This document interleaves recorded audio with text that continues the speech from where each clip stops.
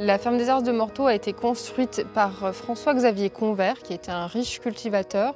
C'était sa deuxième maison. Il l'a occupée jusqu'à son décès en 1811. Cette maison était peu à peu à l'abandon et cette maison a donc été acquise, démontée, transférée et remontée sur le site du musée des Maisons Comtoises au milieu des années 80.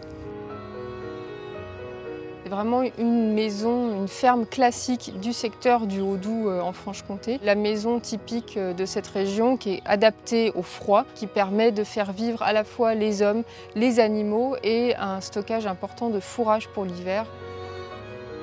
Ce bâtiment, comme tous ceux qui ont été remontés au musée, il y a maintenant presque 40 ans pour certains, subissent les affres du temps, des défauts d'étanchéité sur cette toiture, des tavaillons qui commençaient à se dégrader progressivement. Donc il y avait une urgence en fait à intervenir sur ce bâtiment pour stopper la dégradation potentiellement des pièces de charpente sous-jacentes.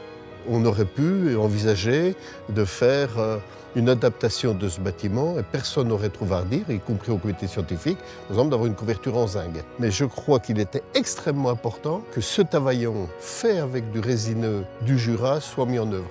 Les tavaillons, on les sélectionne dans le Haut-Jura ou dans le Haut-Doubs en montagne, c'est des épicéas qu'on poussait très lentement. Le plus compliqué, c'est de bien choisir des bois et à partir de très beaux bois, en fait, on est capable de faire un ouvrage qui dure très très longtemps.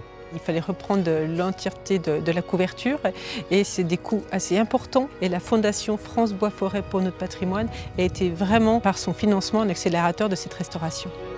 Les initiateurs, les inventeurs de ce musée ont bien sûr voulu apporter ici un patrimoine architectural.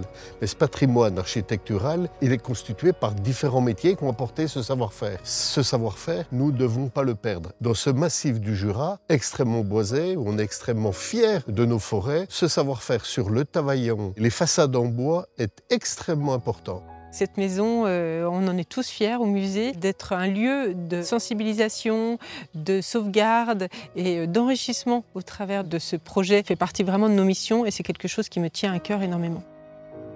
Moi, ce que j'aime dans le tavaillon, c'est de comprendre les valeurs qu'il y avait dans les traditions d'avant. C'est toute mon enfance, cette architecture. Le fait qu'on me fasse confiance pour un chantier comme ça, c'est un honneur de le refaire à l'identique, avec la bonne énergie qu'on peut. Et voilà, quoi.